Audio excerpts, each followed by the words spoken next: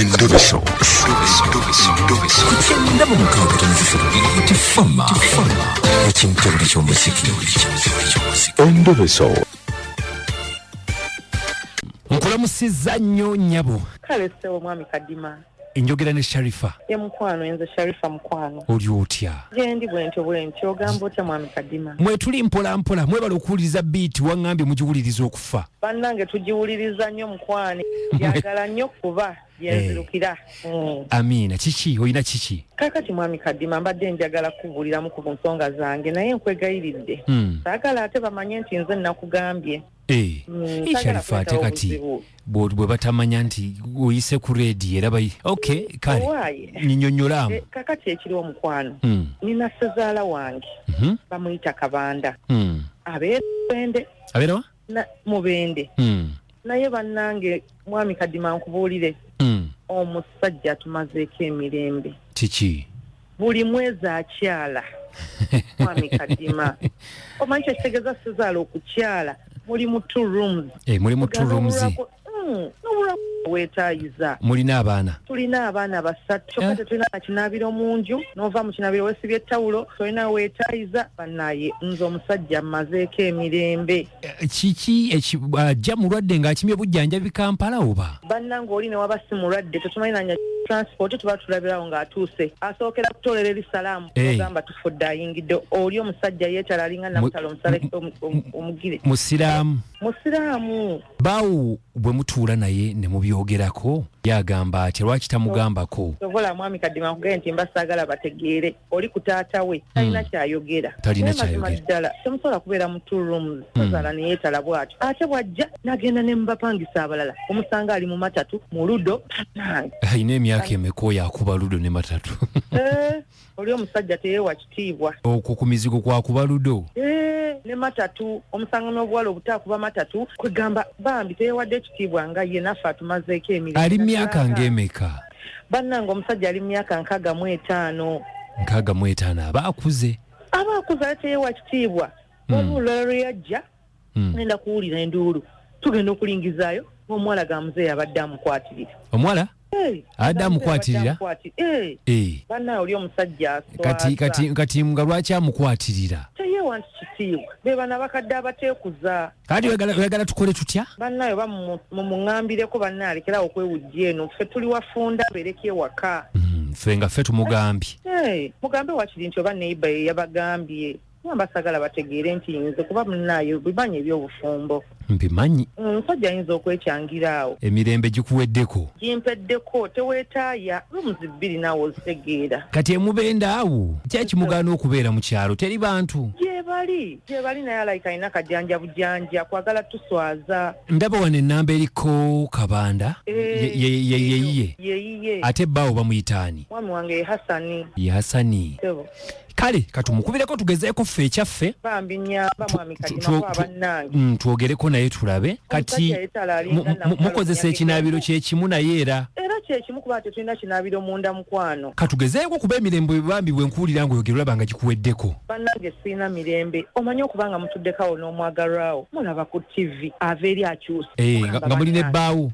nga tuddekawo n'omwagalwa wange n'akyusa TV nga tulina bye tulaba natutera mu UBC BBC bannange nedda mwami Kadima nedda siri too much kale katukube engeri gy'ogambe tojja kwogera naye engeri gy'ogambe ffe tumukubire saagala amanye kubanga naawe obimanyi omusajja mbitegeera kale mukwano tewali mutawaana katumukubireko tulabe twogereko naye ye muzeeyi Kabanda oŋŋambye nti omwami we Hasani ye gwe Sharifa kale katugezeeko mukwano tofaayo kijja kuggwa neyanziza mukwano kale ddiya webeerako ng'owuliriza kale mukwano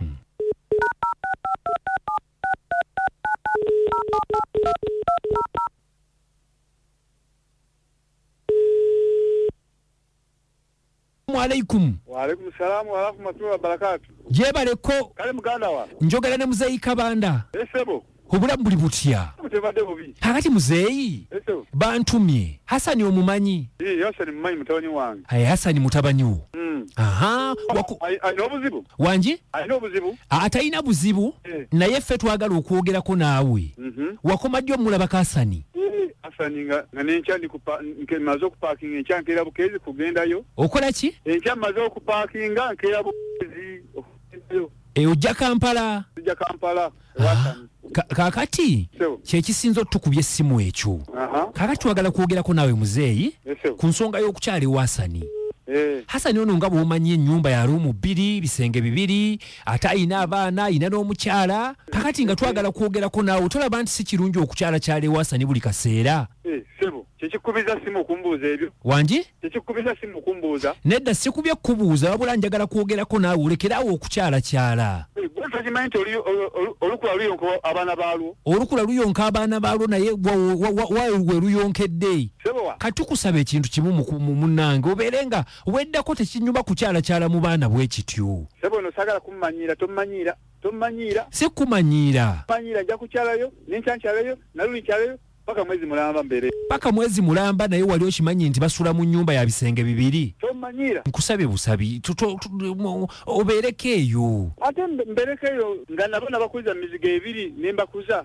wawugamba nti wafundaawo anti bw'oba wabakuka kakati taata kankubuuze bw'ogenda ewa Hasani osulawa nsula mu ntebe ewa Hasani kakati gwolaba osula mu ntebe kinyuma bwe kiba tekinyuma ampangisize akupangisize lwaki tobeere mubende why Hasani mwana wange kyenjaga kyenkola nze nga namuyirawo mubiri wamuyirawo ki namuyirawo mubiri nga samugoba ate osobola okugoba omwana gw'ozadde kati ye lwaki agoba tate yamuzaala tagoba mu bubi naye tugambako bugambi nzandeke ndekere ddala nafunyeyo n'abantu bange ndi mu kuteeka biseera byange bya mu maaso kati nene pulani zange endala nnyo abantu bwe wabafunyeewa nyini Hasani eyo kakati enkyogenda kujja kugambe mbadde wakujja waggulu ngenda kukeera Bukezi kati kakati katukuleko otuula olowooze nga sitoli muntu mukulu oba kikuluma kikulume ate nze nga kinnumira wa anti kikulumira ku mwana gwe nazaala oba kikuluma kakikulume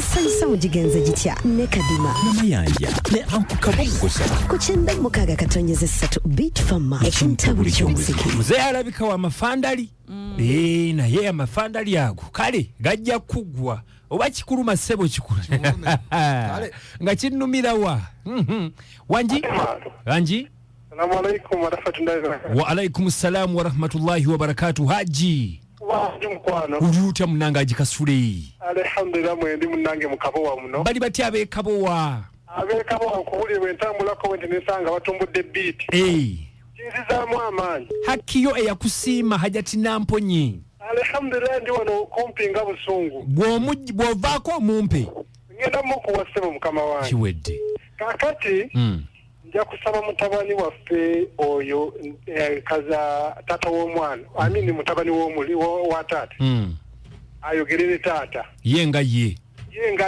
mbu yamutya amutijjisa kakati bw'aba amutijjisa oyo mwana muwala mwanyina zenze muwa amagezi walaba taata nga avaawo awaka taata ajja kuyiga hajati wuuno nsigadde ndi yagikasi mutuwe Assalamu alaikum. Wa alaikum salam wa rahmatullahi wa barakatuh. Kwane bale tuweleza. Nawe bale okuwuliriza ajati. Amanya ajati namponye wanekabo. Naye kisinziira kati ffe ene Uganda. Taata tasula mu nyumba y'abaana. Bwentero kiwulira. Waffe eno. Naye eriyo mwami Kadima. Abatazizi. Engeri gye tusuubula ente lumu twali tuli gye tuli eyo.